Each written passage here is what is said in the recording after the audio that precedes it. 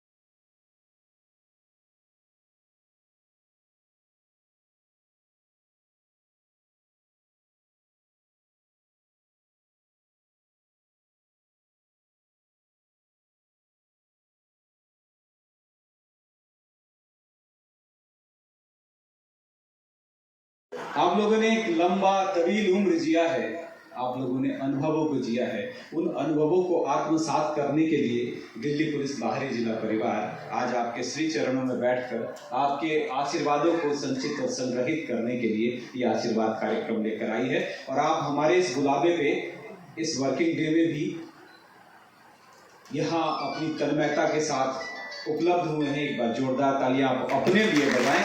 आज मैं बताना चाहता हूं कि आज के कार्यक्रम में क्या क्या बना है, क्या क्या हो चुका है। साइबर अवेयरनेस की बात हो चुकी है, लीगल अवेयरनेस की बात हो चुकी है, हमें हंसना खिलखिलाना गुदगुदाना है। मैं अरुण जी को बुलाने से पहले एक बात कर रहा था कि यहाँ कुछ लोग सिविल समाज से हैं, कुछ लोग पुलिस परिवार से हैं, एक व्यक्ति इस मंच पे आपकी तरफ से भी है, कुछ लोग दिल्ली पुलिस की तरफ से हैं, कुछ लोग आमंत्रित कवि हैं। एक व्यक्ति जो यहाँ सबसे विशेष है वो आप में से है, क्योंकि इस सभागार में जितने वरिष्ठ नागरिक बैठे हैं, दिल्ली पुलिस में वरिष्ठ नागरिक की परिभाषा वो है जो हमारे जिले के वरिष्ठ नागरिक की परिभाषा है जिनका घर हमारे जिले में है, जिनकी उम्र 60 साल से ज्यादा हो चुकी है। तो आप सब जानते हो या ना जानते हो, आज अरुण जी यहाँ कवि की हैसियत में नहीं है। जैसे आप आमंत्रित किए गए हैं बाहरी जिला के वरिष्ठ नागरिक के रूप में, ये भी मेरे जिले के नागरिक हैं, इसी जिले में रहते हैं और 60 से ऊपर के हैं, इसलिए बुलाए गए हैं। तो आपकी तरफ से मंच पे बैठे हैं, तो आपकी तरफ से ताली देनी चाहिए।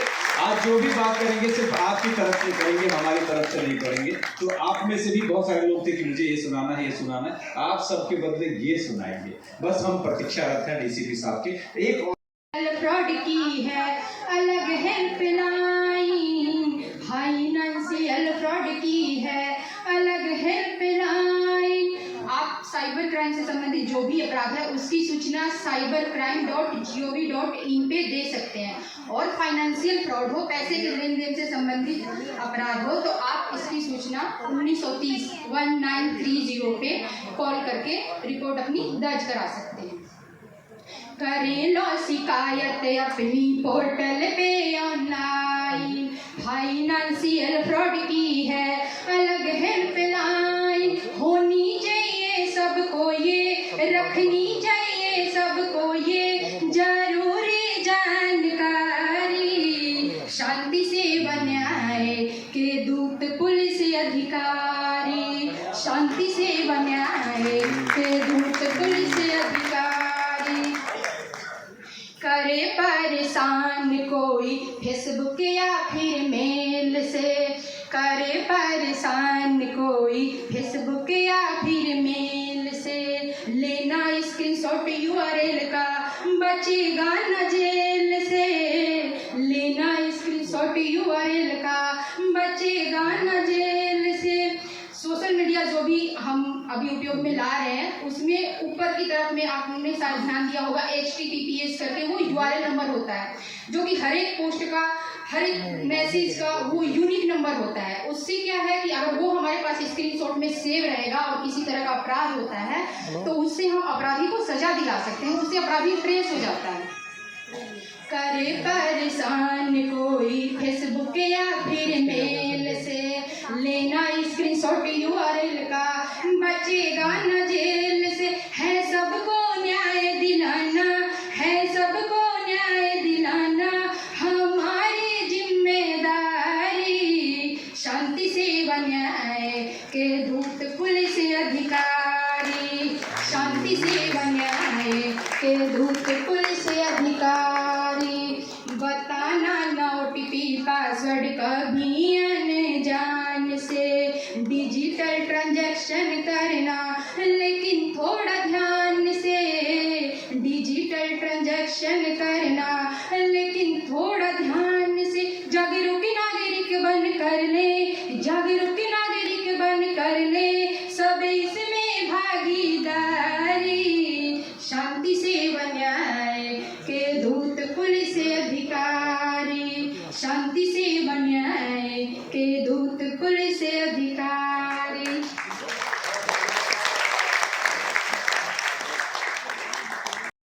ज्ञान और विज्ञान की बातें आपने कर ली। अब हम लोग ऐसी बात करेंगे जिससे उत्सव और उल्लास का आरंभ हो। डीसीपी सर बाहर पहुंच चुके हैं, 2 ही मिनट में हमारे बीच होंगे। मैं तब तक चाहता हूं कि ये मंच जो इतनी देर से खाली दिखाई दे रहा है उसे मैं भर दूं। देश ही नहीं अपितु दुनिया के सर्वाधिक चर्चित सरस्वती चरणों में वंदन करती हूँ। जीवन दिया है तूने सुंदर, सब तुझ पर अर्पण करती हूँ। ओ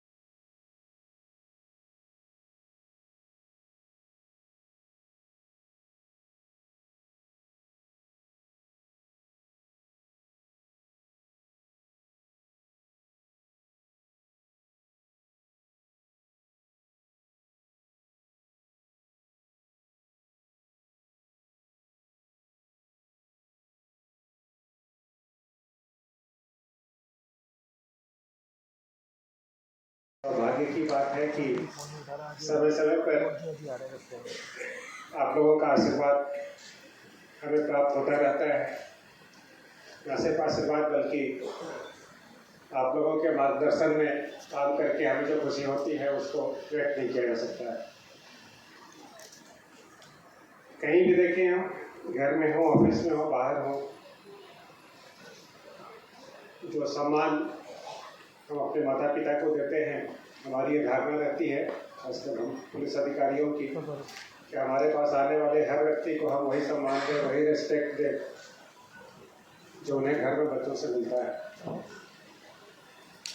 आज के युग में कई सारी समस्याएं भी हैं, खासकर जैसा बताया गया साइबर फ्रॉड से रिलेटेड या बहुत सारी ऐसी समस्याएं हैं जहाँ पे बुजुर्ग अपने आप को असहाय महसूस करते हैं।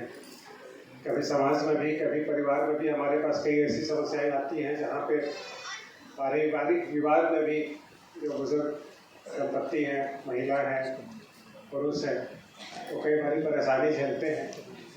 हमारी कोशिश ये है कि जहाँ पे लीगल तौर पे देखें कि पुलिस का कोई इन्वॉल्वमेंट, कोई उनमें पुलिस का दखल नहीं होता है, वहाँ पे भी हमारी कोशिश होती है कि बैठ के विचार करें, समस्या का समाधान निकालें। कई बार सास बहू के झगड़े में भी पुलिस के पास मामला पहुँचता है। कई बार पिता पुत्र के विवाद में भी मामला हमारे तक आता है। तो ऐसे में हमारा कानूनी कार्रवाई करना, किसी एक के खिलाफ एक्शन लेना कई बार जल्दीबाजी में हो जाता है, वो होना नहीं चाहिए और हम लोग ऐसा करते भी नहीं हैं।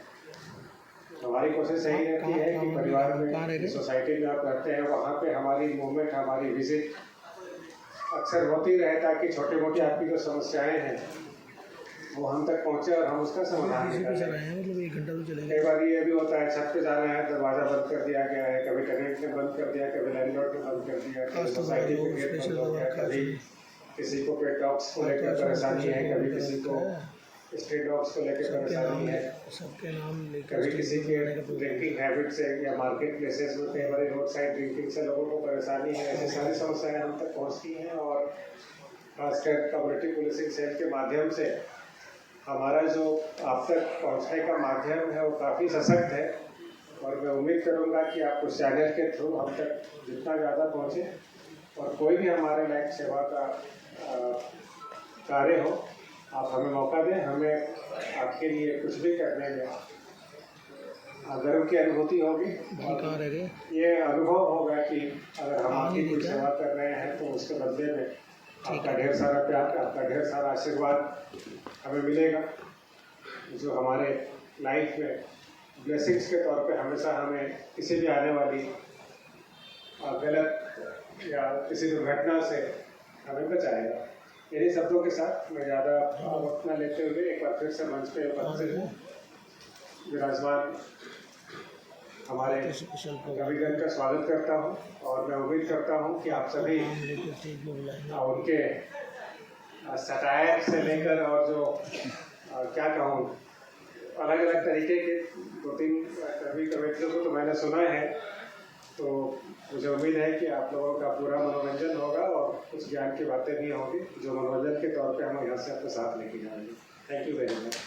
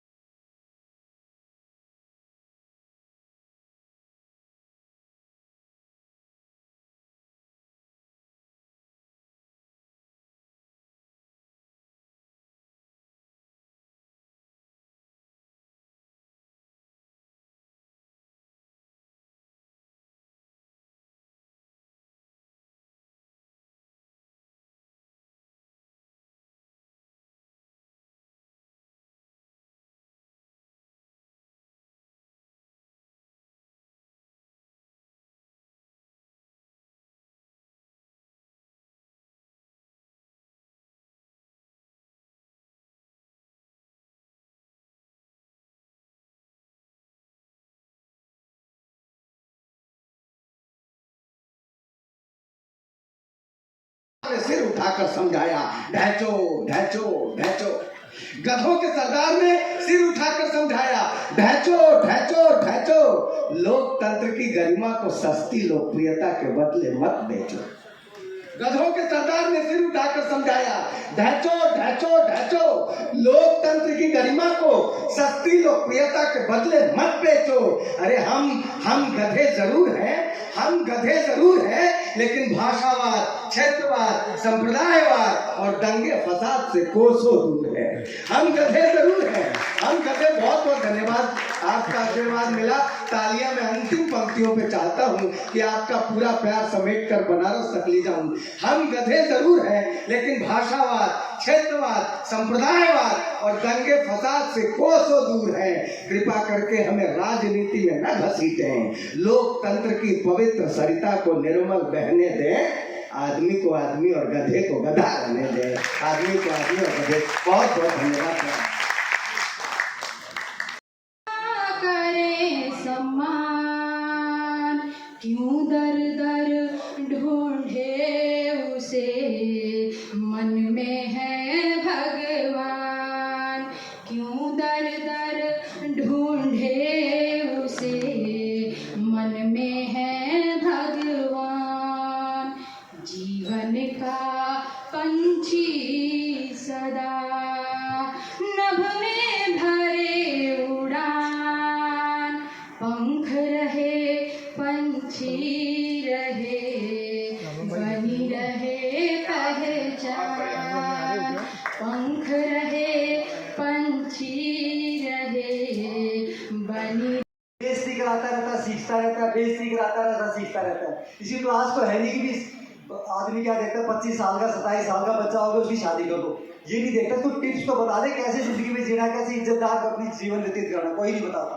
वो अपने फिर दूसरा फिर से अपनी बेइज्जती करेगा और 25-30 साल में जाके धीरे धीरे अपना वो, आपने देखा होगा ना, एक बुजुर्ग आदमी होता है, वो क्या घरवाली कुछ भी बोलते हैं, चुपचाप बैठा रहता है। वो अगर ऐसा चुपचाप पहले बैठता तो इसकी पहले की जिंदगी भी आराम से निकलती। लेकिन उसको धीरे धीरे समझ में आता है इन चीजों की। तो सिंपल सी बात है कि जो घरवाली की हाँ में आकर दो पल की तुम्हारे दिल को भाई हूँ, मेरी झोली में आदर प्रेम और सम्मान भर देना। मेरी झोली में आदर प्रेम और सम्मान भर देना। करेली की कशिश हूँ मैं तुम्हारे द्वार आई हूँ। करेली की कशिश हूँ मैं तुम्हारे द्वार आई हूँ। बहुत बहुत शुक्रिया। और अगली 4 पंक्तियाँ मैं रखती हूँ यहाँ पर। मातृशक्ति मौजूद है और कहते हैं कि माँ की कल्पना के बिना इस सृष्टि की कल्पना मुश्किल है। मैं 4 पंक्तियाँ मातृशक्ति को समर्पित करती हूँ। बुरी सारी बलाओं को करे ना काम मेरी माँ। बुरी सारी बलाओं को करे ना काम मेरी माँ। वो सुबह है बनारस की, अवध की शाम मेरी माँ। भटकना क्यों किसी दरबार तीर्थ घाट के आगे। भटकना क्यों किसी दरबार तीर्थ घाट के आगे। मेरी काशी मेरी मथुरा है चारों धाम मेरी माँ। मेरी काशी मेरी मथुरा है चारों धाम मेरी माँ। बहुत बहुत शुक्रिया। और अगली 4 पंक्तियों से जुड़ती हूँ कि मैं परदेश में रही कुछ साल, और जब आप अपने वतन से दूर रहते हैं तब आपको पता चलता है कि हिंदुस्तान की महत्वता क्या है। 4 पंक्तियाँ अपने देश को समर्पित करती हूँ। इरादों में बुलंदी उस वतन की शान लिखती हूँ। इरादों में बुलंदी उस वतन की शान लिखती हूँ। वतन पे मिटने वालों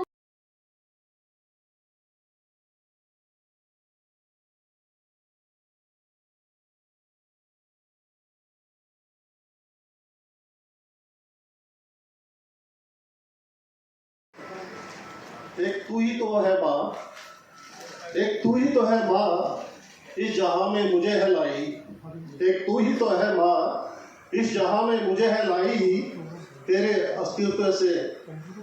अस्तित्व की वजह से मैंने ये देह पाई। एक तू ही तो है माँ मुझे इस जहां में लाई, तेरे अस्तित्व की वजह से है यह देह मैंने पाई। मैंने किसी भगवान को नहीं देखा कभी रूबरू, मैंने किसी भगवान को नहीं देखा कभी रूबरू, तेरी सूरत में ही भगवान की सूरत नजर आई। एक तू ही तो है माँ मुझे इस दुनिया में लाई। इसी क्रम में आगे जाते हैं, लेकिन कुछ जो लोग हैं भागे बेटा बेटी हैं जो बुढ़ापे में अपने माँ बाप का सहारा बनना चाहिए, लेकिन कुछ ऐसे लोग हैं जो उनको बेसहारा छोड़ आते हैं, किसी वृद्धाश्रम के हवाले कराते हैं। तो वृद्धाश्रम में बेटा और बहू अपनी एक बूढ़ी माँ को छोड़ के जा रहे हैं, बाप को छोड़ के जा रहे हैं। तो उस स्थिति में एक बूढ़ी आंख, मैंने शीर्षक नाम दिया है कविता को, कि वो बूढ़ी आंखें क्या सोच रही होंगी। बूढ़ी हो चुकी आंखें, बूढ़ी हो चुकी आंखें पथरासी गई हैं, बूढ़ी हो चुकी आंखें पथरासी गई है, बेटे बहू के दिल पत्थर के होते देखकर। बूढ़ी हो चुकी आंखें पथरासी गई हैं, बेटे बहू के दिल पत्थर के होते देखकर। बूढ़ी हो चुकी आंखें एकदम जड़ सी हो गई हैं, बूढ़ी हो चुकी आंखें एकदम जड़ सी हो गई है, ढूंढ रही है बेटे के चेहरे पर वो बचपन की मासूमियत, ढूंढ रही है बेटे के चेहरे पर वो बचपन की मासूमियत, पर वो नहीं है झलकती, पर वो नहीं है झलकती। बूढ़ी हो चुकी आंखें अब तो सुन सी हो गई हैं, बूढ़ी हो चुकी आंखें अब तो सुन सी हो चुकी हैं, बेटे बहू को वृद्धाश्रम से बाहर जाते हुए देखकर, बेटे बहू को वृद्धाश्रम से बाहर जाते हुए देखकर बूढ़ी हो चुकी आंखें पथरासी गई हैं, बेटी बहू के दिल को पत्थर का होता देखकर। हमारी पर 4 चूल्हे का गैस लूंगी, अभी छूटते गए क्या करेगी, 4 चूल्हे का गैस लेंगे, 4 तो आगे नहीं है, तो खर्चा ही खर्चा, उसका मूड खराब कर देगी। फिर किचन में से बर्तनों की आवाज आएगी, बच्चों को पीटने की आवाज आएगी। आदमी भोला दिल जाएगा, आज मम्मी नाराज क्यों हो रही है, अरे तू नहीं तो नाराज कर दी। ये तो समझदार आदमी क्या कहेगा, पता नहीं कब दिवाली आएगी, तो कहेगा भाई तू 4 चूल्हे का ले ले, 10 का ले ले, तू ही मालकी है, जो मर्जी आए वो ले लेना, बस खत्म। लेकिन आदमी को वही नहीं करना, जो चीज जहां से उठाई वही रख दो घर में। घर में सेटिंग खराब मत करो उसकी, अगर आपको सेटिंग खराब करनी घर के बाहर चले दो, अपने दफ्तर में कर लो, जहां मर्जी कर लो।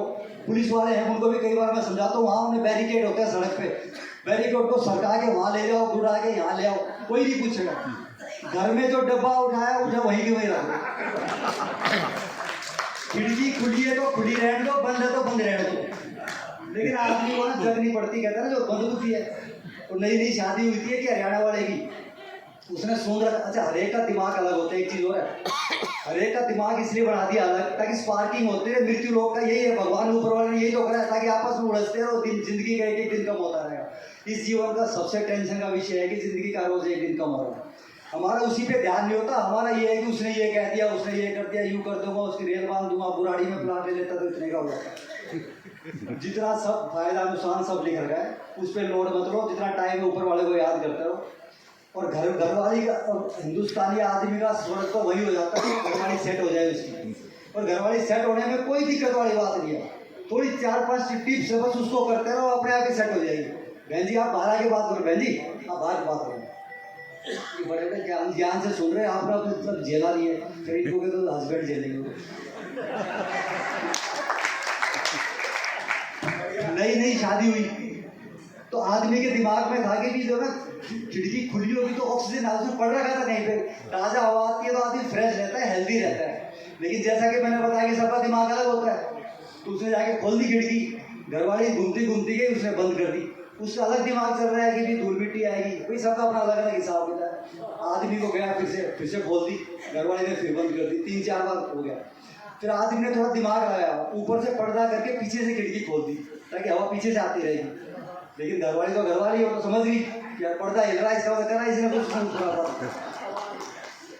फिर जब तीसरी बार चौथी बार जो जाएगी तो तीसरी बार घरवाली चिल्लाएगी, वो कहता मैंने 10 बार खिड़की बंद कर दी, बार बार क्यों खोल रहे हो इसको? कहता नहीं वो ऑक्सीजन आएगी ना, बाहर से हवा आती तो आदमी हेल्दी रहता है। कह रहा ऑक्सीजन आएगी, डस्टिंग तेरा बापू करेगा। अब हरियाणा की औरतें तो बोल देती इस तरह की चीजें। फिर आदमी 2 घंटे लड़ेगा कि उसने सुन रखा था कि माँ बाप स्वर्ग अपना देवता समान, पिताजी